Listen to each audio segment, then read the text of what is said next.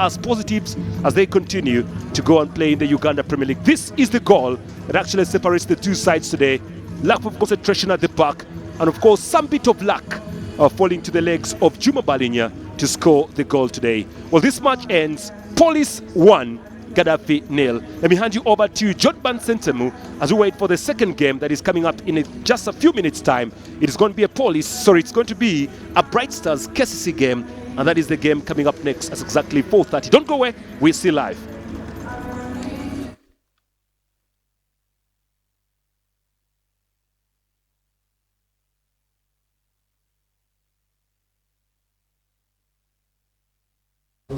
Will be pivotal not only for Police FC but the entire game, and he has proven right that he was in the right place at the right time. Fifi and Mike Senfuma Luwandaga are still with me in studio. I'll start with the youngest of all. He's been talking about this young lad as one that came from St. Mary's Kitende and played good football back then. If they did not win a game by more than 20 goals, they were never going to be pleased. The fans of St. Mary's Kitende are over-demanding. Michael? No, I think the fans weren't over-demanding simply because we had the quality that we had to demand from. We had the likes of Simon Okwi, the likes of Juma Balinya, not forgetting Eddie Mubiru, then Eric Sebuguzi Bucha. Why don't you demand for 20 plus goals when you have such an attacking line? But I love the fact that Juma Balinya has really proved us right, having scored the winning goal of the fixture. And I think that Abdallah Mubiru's tactics have really worked out very well. Possess the ball until the end of the game. Just keep calm. This is one of the training sessions that all the coaches have gone through, the likes of Chibuli, then the likes of KCCA. They have this tactic of passing the ball until the end of the game. The goal comes when you pass the ball very well. Make sure you first of all possess the ball, and then secondly, make sure you improve on your through ball situations. That is why we saw the introduction of Muada Maweje changing everything when it came to the issue of the outpacing of the defenders of the Gaddaffi FC side. But it was a great performance for me from the Police FC side. Pifi, on the overall, the two teams, which kind of football did they give us? Was it worth the eye?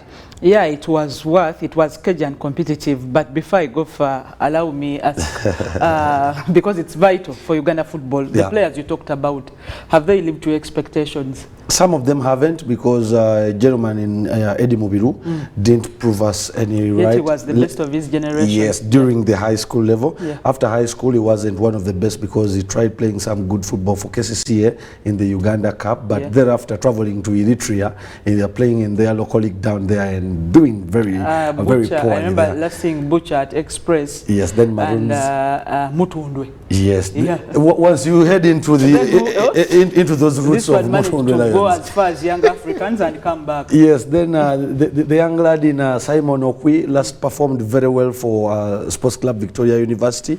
Thereafter, no more. Everything is history. Yes, then the same applies to Caesar Okuti, who also came in the later stages of his education levels.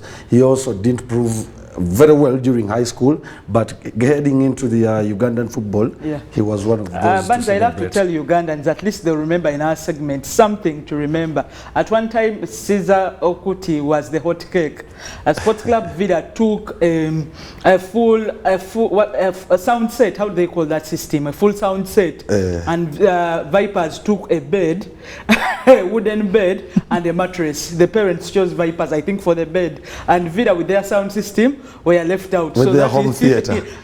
No, it was a sound system because they the home theater, but it was huge. The public address system. Yeah. Okay, talk the football, Vivi.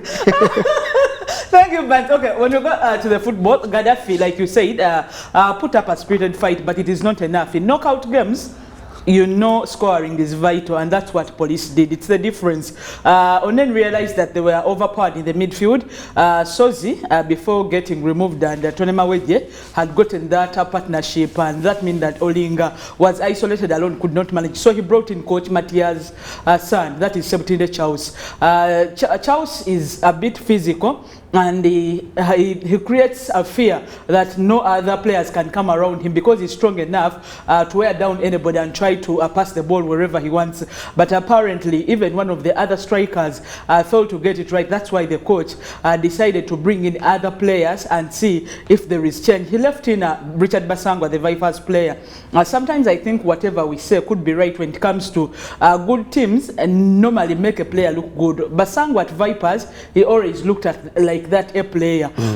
In this game, you would see that he's brilliant. But sometimes in a knockout game, it takes more than brilliance. You have to get it right twice. He one time rattled the woodwork, then the second time just, I normally say he missed by a wishka in trying to score, and now Police have the goal and they have progressed to the next round. The difference was the goal scored, and when you look at the way it was scored, Bakari and Isinde, one of them actually fell down and left flat on the ground while they tried to get the ball, and then like you said, Balinya was standing at the right place in the right time and did the right thing. Just put a simple power on it and the ball was slotted behind the back of the net. For Gaddaffi, I think they will look at this game and try to correct their mistakes. At that point that is on TV right now showing, they thought probably the ball had gone in, but of course if it's one chance to look at that, you may think it has gone in, but when you look around 3 times, realize that it was cleared before it had to go in. So next time, let them do the Mourinho way. If you want a goal to be counted,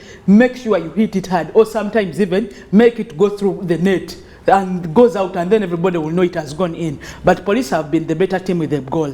Yeah, I told you there are a couple of games on today as I speak. The latest I got from Busoga, the home team, Busoga United, was trailing Bull by 2-0 at halftime. There is a game in Toroti at Tekera against Maroons. We shall give you updates because football continues. Then at the Philip Omondi, the action will continue. Michael and Fifi. Yeah.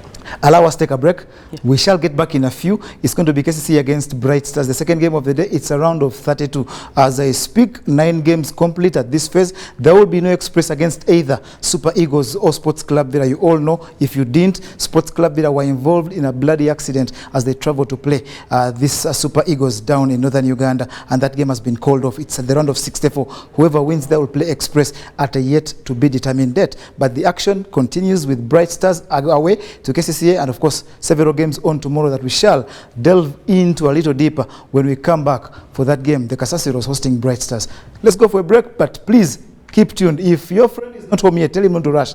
Your TV has you covered. Just, you can even rewind a game that is finished, or a program that is finished, and you get around the 63rd minute, you will watch that Juma Balinya goal again, live in picture almost.